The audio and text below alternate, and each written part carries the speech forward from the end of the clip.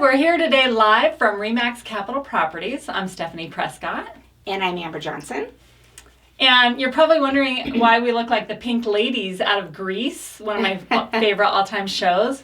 But it is to support our friend Jessica Sayers as she kicks cancer's rear again today, finishing up her radiation.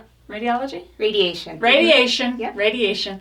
And so anyway, we're sending a big shout out to her and wearing our pink. So if you're in pink today, good job, because that's for our friend Jessica, right? Yes, she is. So I'm excited to talk about this subject. I told Amber I could probably talk for an hour.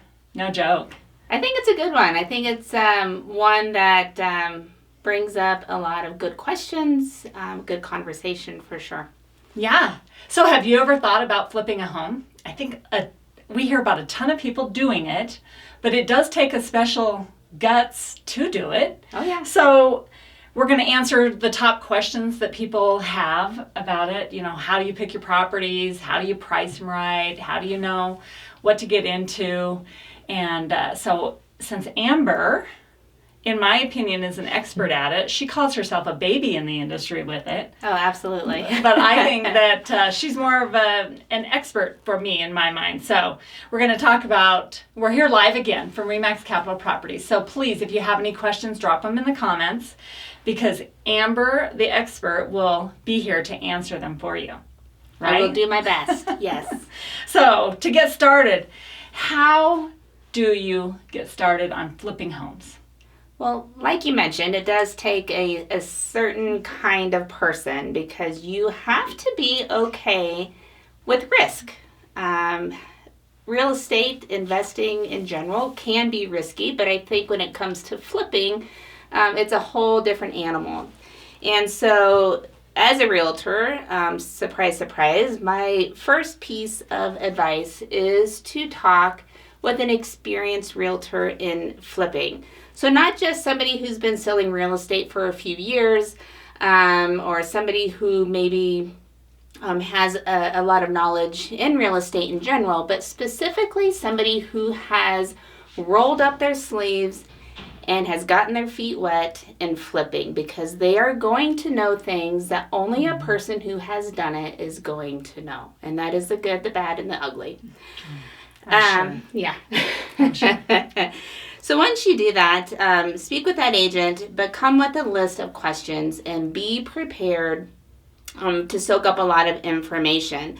And some of the important things that agent is going to be able to do for you is put you in the hands of lenders who specialize in the types of loans that you're going to need for house flipping. There's a lot of creative things that lenders can do to help you get into your first flip. So definitely that's going to be something you're going to want to know. Yeah, the financing side of it. Mm-hmm. I'm sure. I was wondering about that. Yeah.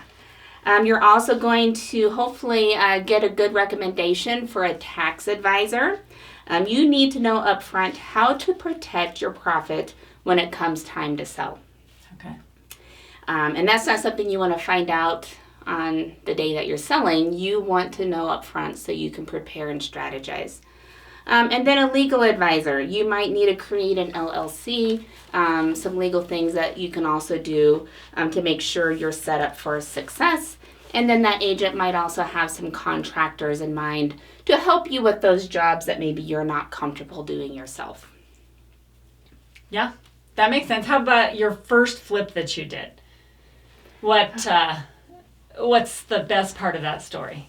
Oh, gosh. And does it fall into the good, the bad, or the great? Whatever you called them earlier, good, bad, and ugly. Yeah. Hopefully it was none of those. Well, we went through stages where we were like, what in the world are we doing? Troy and I, we are a husband and wife real estate team here at REMAX, and we dabble in a little bit of different things, from long-term investments, Airbnbs, and our most recent, as of a few years ago, is flipping. Mm-hmm. And we are kind of what I would consider doers. So we tend to jump in with 2 feet and then figure it out as we go. And if you don't have to do that, don't. because we learned valuable lessons along the way that now we are able to share with all of you and help you not have to do that. But yeah, so we jumped in 2 feet. It was kind of an opportunity that kind of fell in our laps that we weren't expecting. And, maybe we could have identified some things up front, mostly being that tax stuff and that legal stuff, that we kind of panicked when it came time to sell and realized maybe we didn't structure things as well as we could have. So yeah. So that's interesting. So like if you could do something differently today on that first flip, it wouldn't be about the actual process, the tearing up the floors or walls or whatever. It would be about the tax strategy. Exactly, yeah. That's really interesting. Mm-hmm. So there you go. If you are thinking about flipping homes, you really do want to educate yourself on the financial side of it and how you're going to tax structure it out. I mean, that's assuming it turns out on the good side, right? Absolutely. Sometimes on the bad side, you won't need a tax strategy. You're going to need a how do I pay my bills strategy, right? Exactly. But anyway, that's really great to know. For me, I can't even imagine the going in with the vision and being able to do it. But if you have that skill, that's really wonderful. So anyway, once someone decides to start, the next big question then is, where do you find the first property? Good question. One of the benefits, I think, to us who live in Cheyenne, Wyoming, is we don't necessarily have a lot of distressed properties. We don't have a lot of foreclosures, and that's good that we have that healthy market. Right. But there definitely are some of those diamonds in the rough that you need to hopefully have some help finding. But that being said, I think that the question could be answered differently depending on who you are, because there's different plans to flipping. You could be a person who you want to buy a distressed property and live in it while you fix it up over a matter of a year or two, and then you're going to sell it for that profit and do it again. That's one way you can become a flipper. Or you might be that person who specifically wants to buy the distressed property, flip it as quickly as possible, and sell it quickly as possible. In that scenario, you are going to maybe not have as much flexibility in finding that property because you need your profit margins to be, more narrow so you can have an immediate profit when you sell. Right. But some of the things that you can do outside of working with a realtor to be proactive in finding a property is search for foreclosures. Okay. You can do that online. You can also connect with other investors in the community. I mean, Cheyenne has a wealth of investors who are flipping homes, so maybe reach out and connect with them. You can also just let your desires be known within the community. Talk to people let people know that that's what you're looking to do. You never know who has a home or who knows somebody who has a home that is distressed and they're just looking for somebody to come in and give them some relief and buy it. So, be your own advocate in that sense. Yeah, good. So you have found that your best method is because you're in the industry.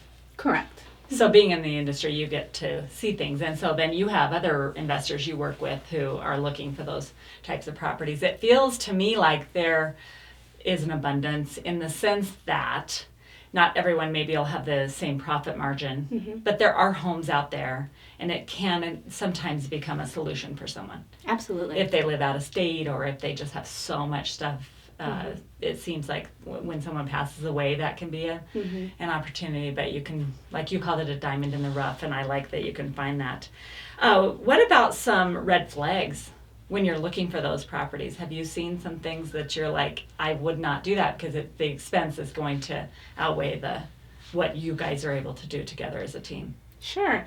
Troy and I, as I mentioned earlier, we are babies at this. We don't have a large pool of people that come in and flip the house overnight.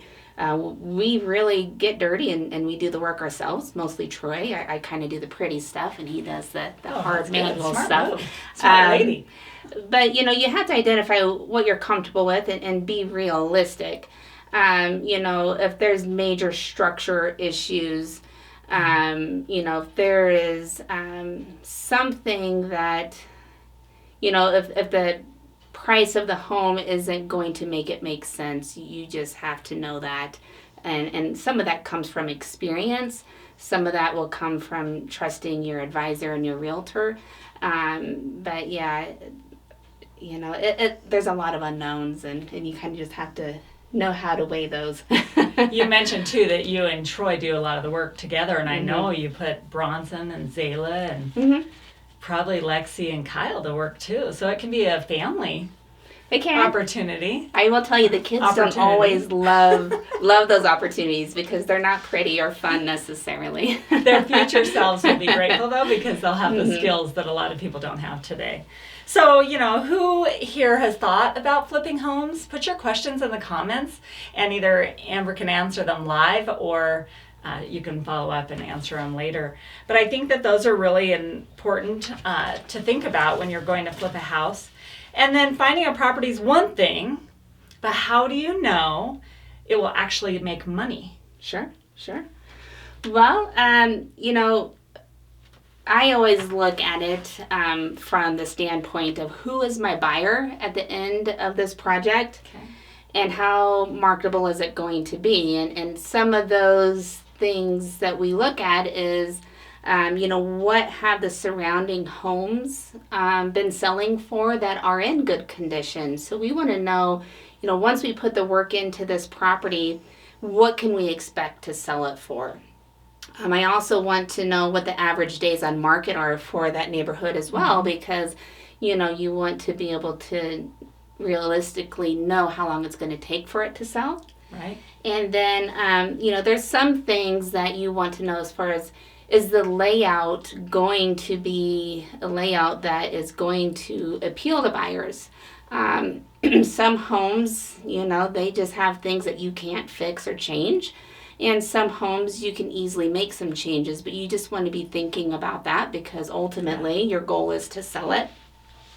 And then how much does the house need as far as cosmetic repairs versus mechanic repairs?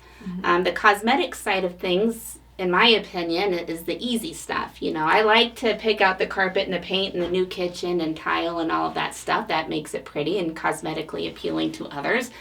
But I think the health of the home sometimes is what's most important. How much money are you going to be putting into the electrical, plumbing, HVAC, roof, all of that stuff, because it has to be a healthy home as well as a pretty home when you come to sell it. And those costs can add up, and you need to be prepared for those. They add up very quickly. Very quickly. Is there any kind of a formula that you follow? They say that investors should follow the 70% rule. And what that does is it suggests that investors shouldn't pay more than 70% of a property's after repair value. So you're going to want to kind of do those numbers and kind of get a rough idea of what it's going to cost for those repairs and what you're going to be able to sell it for when you're all done. And that calculation needs to make sense. Right. In your partnership there with Troy, how do you guys decide on your numbers? Are you the numbers person, or is Troy the number person, or do you just tackle it together? I think it's a combination. I come at it from a standpoint of, realistically, what do I think this house is going to sell for?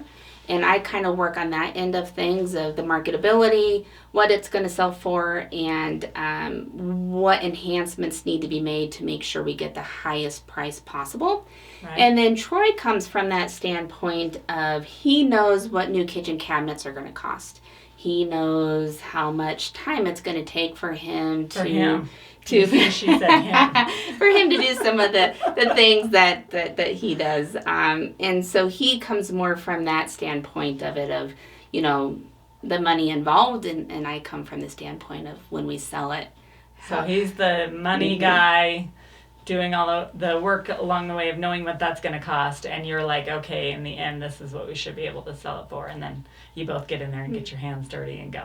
We do. And we've learned you always kind of have to cushion that budget a little bit, because there's going to be unknowns. So if he says this house is going to cost $50,000 to to get it ready to go, we typically say, okay, let's add 15 to that for it.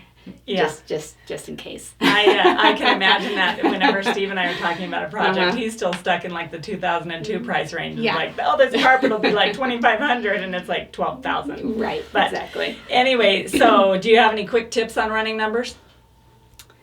You know, it really honestly comes down to experience. So you can work with your agent. And that's really, when you first get started, you're going to want to really rely on those people who have done it before, people who you trust that actually have hands-on experience. And that's my biggest piece of advice for that.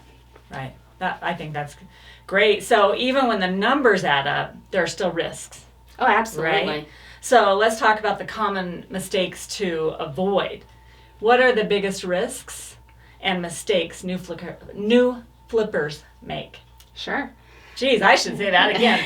What are the biggest risks and mistakes that new flippers make? Well, I think I kind of already touched on a couple of them, but I can't stress enough. One of the biggest mistakes is not doing your administrative work up front. That is the stuff that's not fun. But it's so crucial to your success in the end. So do that administrative work up front. Know what your loan options are. Know, tax and legal advice and all of that good stuff up front. But after that, I think some flippers fall into the hole of overdeveloping. There is a property that could potentially use $100,000 worth of upgrades, but is that really necessary and is that smart? So you don't want to overdevelop the property for the market and for its surrounding, neighborhood and comparable sales.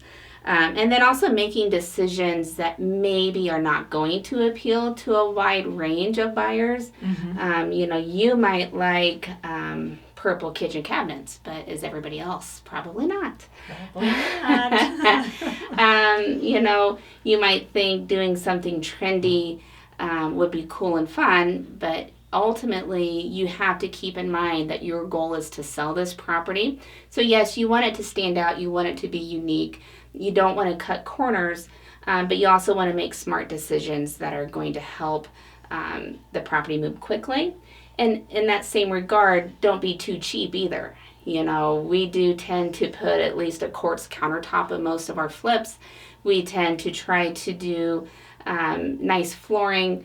We don't go bottom of the barrel because, again, you want your home to stand out, but you also don't want to overdevelop. So working with your agent to kind of help weigh what's going to really be beneficial to the home and what's not is huge.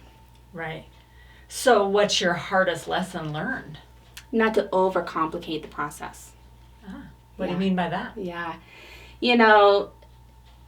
As we mentioned, flipping can be risky, and so you can overthink it until you're blue in the face. There's been homes, we've only been doing this a couple of years. We try to do 1 or 2 flips a year. So by no means are we, the biggest flipping company in town, and we don't intend to be. Right. But what we are is we're the average Joe, just like maybe you, that you want to do this. You're a little scared. But all I can say is don't overcomplicate it. We've looked at some houses and missed some great opportunities because we felt like, well, it needs so much work. The price is too high. We can never get all that work done. And then come to find out a different investor bought it, did half the work that we thought it needed, and made a great profit on it. So you don't always need to overcomplicate it and think it needs more than it actually does. I would think, though, in a situation where it's just the two of you, or anyone who's watching, if it's just two, you get a little bit like, I can only do so much financially, and I can only do so much time-wise. So you're going to miss some opportunities just out of inability to stretch yourself too thin. I would think that's when you would start to lose money, because you can't get to them, and then your carrying costs are too high. So you'd have to, I'm sure those hurt when you see those, but you can only do so much, right? So anyone who's watching, what's your biggest fear about flipping? If you have a fear of flipping and you just want to get some advice from Amber, drop the question in the comments, and she'll either answer it now live or she'll answer it later. But anyway, I know I would have a fear of, losing money. Steve and I, we've done more of the spec home idea, and you can have some that just sell immediately and some that sit. And so it takes a special stomach for risk. So if you don't have that, you aren't going to be someone probably doing flipping homes. Maybe if you live in it, like you were mentioning, you could do that, but then then you'd be like, where am I living and when am I risking, and that kind of a thing. So I just think that that's such great advice. So I want to thank you. Thanks for sharing all your information and the flipping strategies and the questions and the answers. And everybody has a little different story, right? Oh, absolutely. What works for you guys may not work for the next person, but I know I can say with complete confidence that if you need advice on flipping homes from someone who isn't just trying to sell you a home, Amber would be a wonderful person to call for that. So if you have questions, if you need an agent to support you and help you through the whole process, you can give Amber a call here at REMAX. But otherwise, if you're curious about flipping real estate, you can visit CheyenneHomestore.com, and you can connect with any of us or give us a call at the office, 307-635-0303. But Amber Johnson, she calls herself a baby in the industry. I call her an expert, whatever it is. Thank you guys for watching, and have a great day. Yeah, thank you.